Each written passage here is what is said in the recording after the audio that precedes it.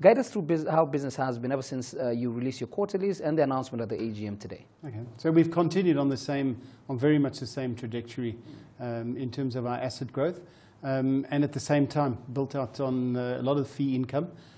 Trade revenue is healthy as we speak. Last year's growth in loans across both businesses, SME or the big businesses, SME and corporate, have been the stalwarts. I think their contribution in terms of overall growth was 43%. Right.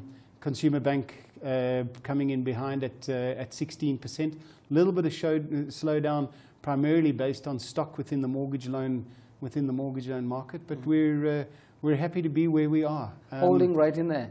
Exactly, and our loan loss provisions still in good shape. NPLs way below market averages. We below 2.5. Right.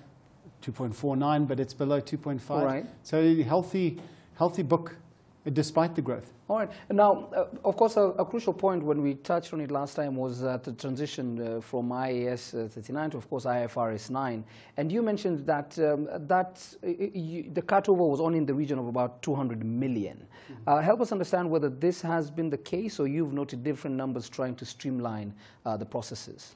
In fact, we run a very prudent and conservative provisioning regime within the bank. So I've actually just walked away. It's been a busy day. Right. We had our AGM.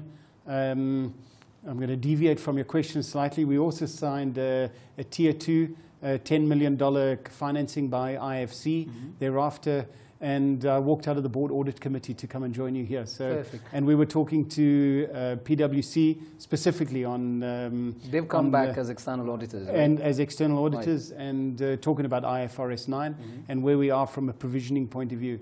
In fact, our provisioning, we slightly over-provided. So we've looked at our numbers, and by the end of the year, the two numbers will coincide. Right. But we're comfortable. It hasn't had... Because of the cleanliness of the book, it hasn't had a major impact on us overall. And the number that I reported to you, because this is a work in progress on the rollout of IFRS 9, testing the models. Now we're doing back testing on the model to ensure that we've got our calculations correct. Right. And obviously it's rolled out across East Africa, so we're all learning as we go, right. So to speak. But yeah, the provisioning is not going to hamstring us at all. Right. I definitely have noted that bit about IFC, and I will jump right on it before we conclude the interview. But how about your corporate? How's your corporate business doing? It was roughly around 11% about 2 years ago, and now the segmentation, of course, now you have your hands firmly around it. I've got to be careful of being overtly or adding too much hubris into my talking of the business. But we've got a great team under Benjamin Mutumura. Forsa Mushimu runs the business development. That growth within that sector, we've been able to get on the back of power transactions, the new Bugesera airport. Right. We've participated in that. The new peat-fired power plant. We've got in there key infrastructure build-out, and then obviously export growth initiatives. We've got some key deals in that area. So nice growth in line with the strategy within the country. So we've been able to leverage on some of those economic tailwinds.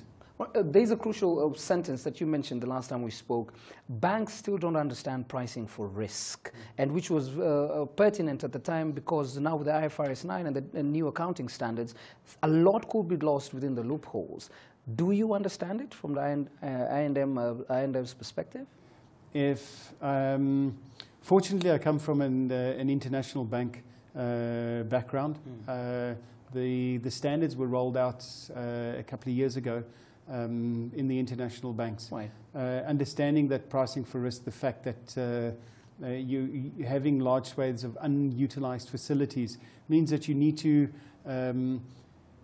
focus on providing the correct type of lending structured with the correct, or the needs are match the lending the lending product. Right. So the use of overdrafts on a standby basis makes less sense than import invoice financing, export packing list finance, etc.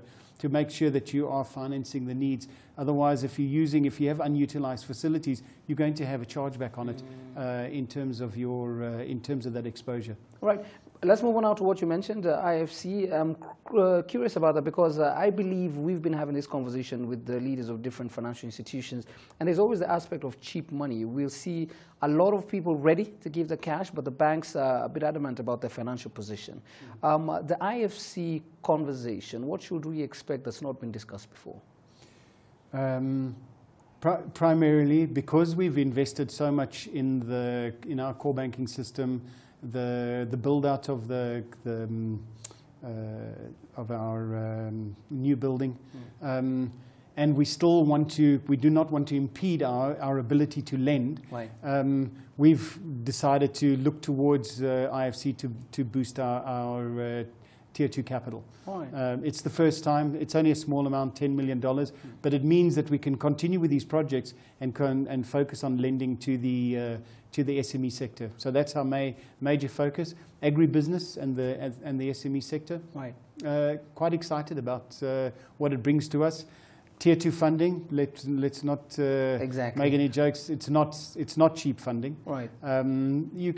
There's good deals out there in terms of senior debt.